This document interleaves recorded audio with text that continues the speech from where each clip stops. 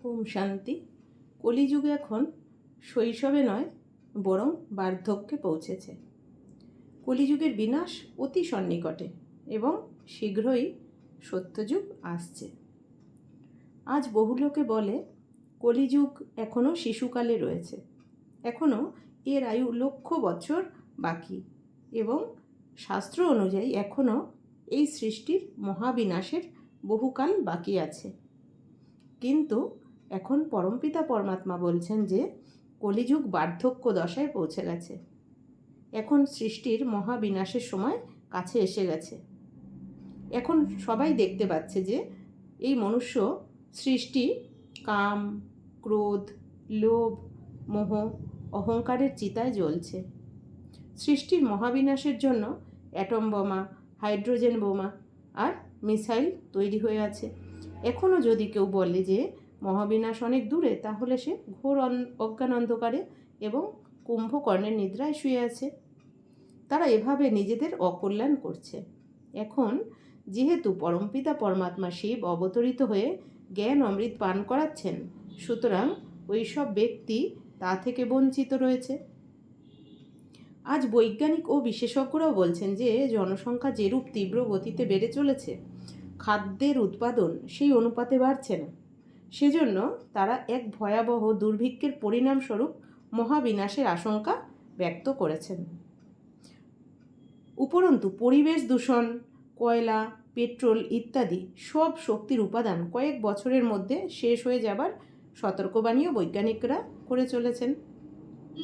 আবার অনেকে তুষারপাত ও হিমবাহের মাধ্যমে পৃথিবী শীতল হয়ে যাবার আশঙ্কাও ব্যক্ত করেছেন।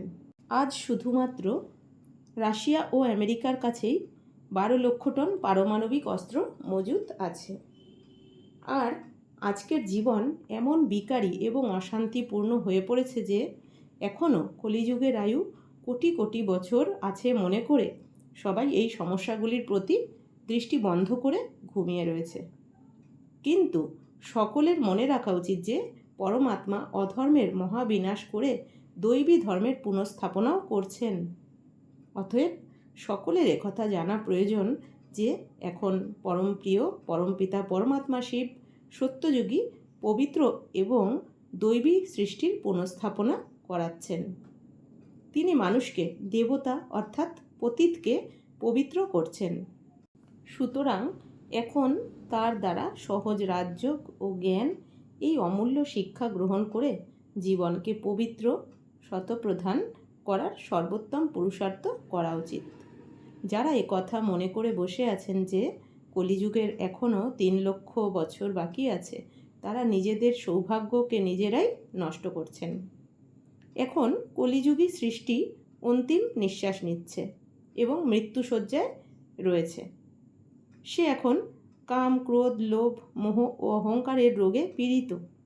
সুতরাং এই সৃষ্টির আয়ু কোটি কোটি বছর মানা ভুল এবং কলিযুগকে এখনও শিশু মনে করে অজ্ঞান নিদ্রায় শুয়ে থাকা ব্যক্তিরাই কুম্ভকর্ণ। তাই এই ঈশ্বরীয় সন্দেশকে যারা এখন জেনে যাবে তারাই লাভবান হবে। ওম শান্তি।